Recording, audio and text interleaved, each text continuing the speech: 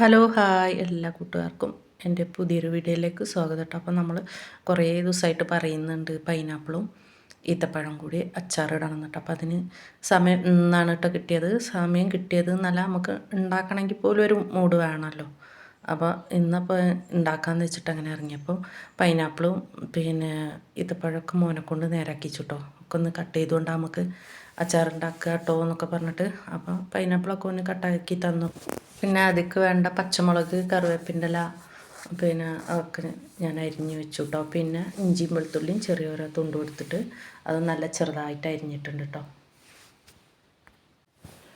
അപ്പോൾ ഇനി നമുക്ക്